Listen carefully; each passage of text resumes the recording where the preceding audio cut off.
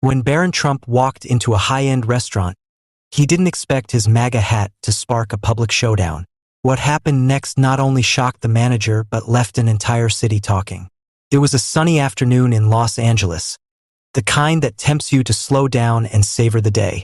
Barron Trump, now in his late teens, had just wrapped up a quiet morning of reading and decided to treat himself to lunch. He chose LA Terrace, a renowned restaurant known for its blend of sophistication and exclusivity, the kind of place where every table seemed to hold a story. Celebrities, CEOs, influencers. He'd been there before, always enjoying the serene atmosphere and impeccable service. As he walked through the glass doors, Barron stood out, not just because of his stature, but because of the bright red MAGA hat perched on his head. He wore it with ease, the way one wears something they're comfortable with, not intending to provoke, but simply expressing a part of themselves. He was greeted by the hostess, a woman in her mid-30s with a polished demeanor, who seated him near a corner table. The restaurant wasn't crowded. Some diners sipped their wine and exchanged muted conversations. Barron opened the menu, his expression calm as he scanned for his favorite dish. He didn't notice the glances at first. A man at the next table nudging his partner, a couple of waitstaff whispering near the bar. But then the manager emerged. The man, in his mid-40s, sharp suit, sharp voice, walked briskly to Barron's table. His face was tight with determination. "Excuse me," he said loudly enough to draw attention. "We have a policy against political apparel here. I'm going to have to ask you to remove the hat." Barron looked up, surprised but not rattled. He removed his earbuds and placed them on the table. "I wasn't aware of any policy like that," he replied calmly. His voice was steady, respectful, but firm. "It's written in our code of conduct," the manager insisted, gesturing vaguely toward the entrance. "We want this to be a neutral space for all guests." Barron tilted his head slightly, weighing his options. He glanced around. Some diners were pretending not to listen, while others openly stared. "I'm not trying to cause any trouble," he said, keeping his tone neutral. "I'm just here for lunch." The manager's stance stiffened. "You need to take the hat off, or I'll have to ask you to leave."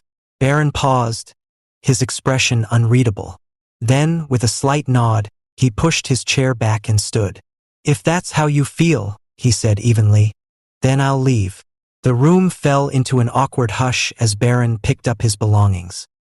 He left behind his untouched glass of water and walked out of the restaurant without another word. The door closed softly behind him, but the tension inside lingered thick as smoke.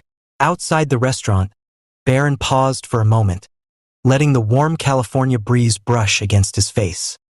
He adjusted his hat slightly, as if reaffirming his choice to wear it, and took a deep breath. He wasn't angry, frustrated maybe, but more than anything, he felt disappointed. He had always been taught to treat people with kindness, even when disagreements arose, and this felt like a betrayal of that principle. Inside the restaurant, there was a buzz with quiet murmurs. A waiter leaned in to whisper to the manager. "Do you think that was a good idea?" "That's him." The manager waved him off. "We can't make exceptions. If we let him stay, it sends the wrong message. This is my restaurant, and I'll run it as I see fit." Meanwhile, Barron walked a few blocks down to a small public park. He found an empty bench and sat down, pulling out his phone. He began typing, first to his mother, letting her know what had happened, and then to a few close friends. He wasn't looking for sympathy, just clarity. Was he overreacting? Was the manager justified?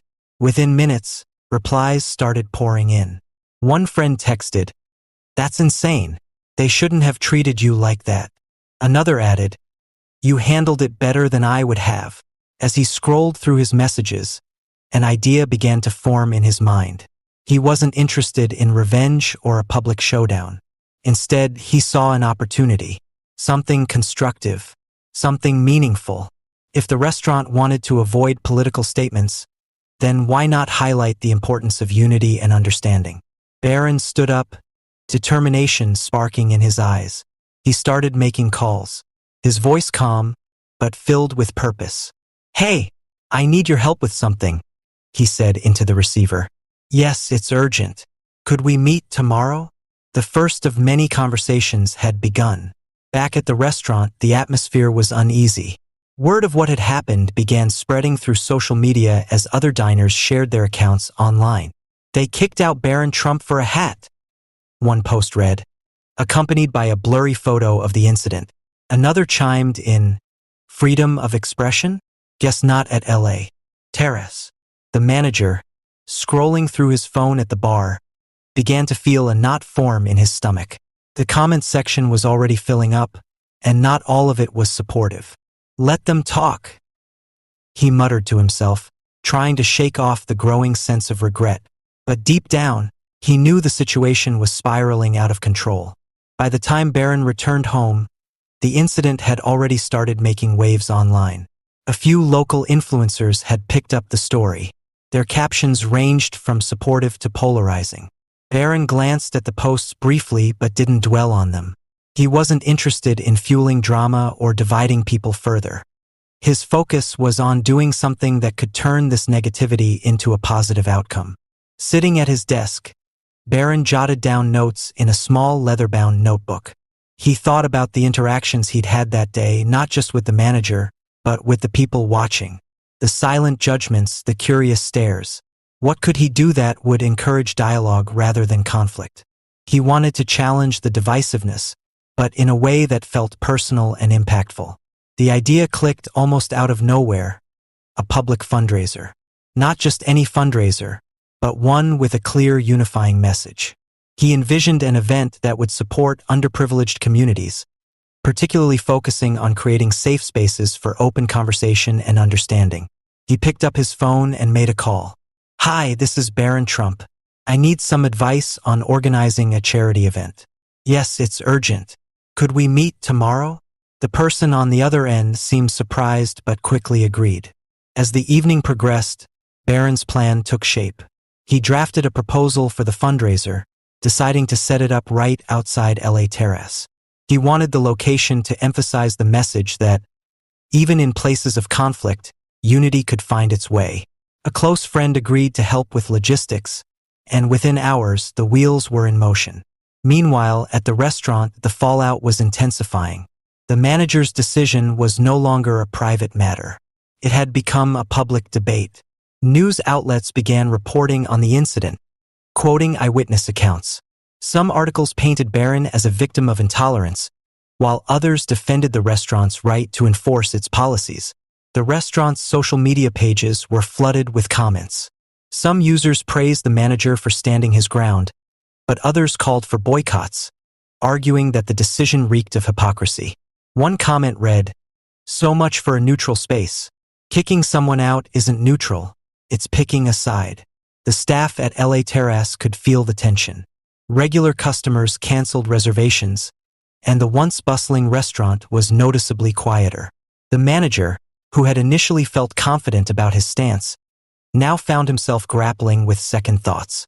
"I thought it would blow over," he muttered to himself, but deep down he wasn't so sure. As night fell, Barron prepared for what was to come.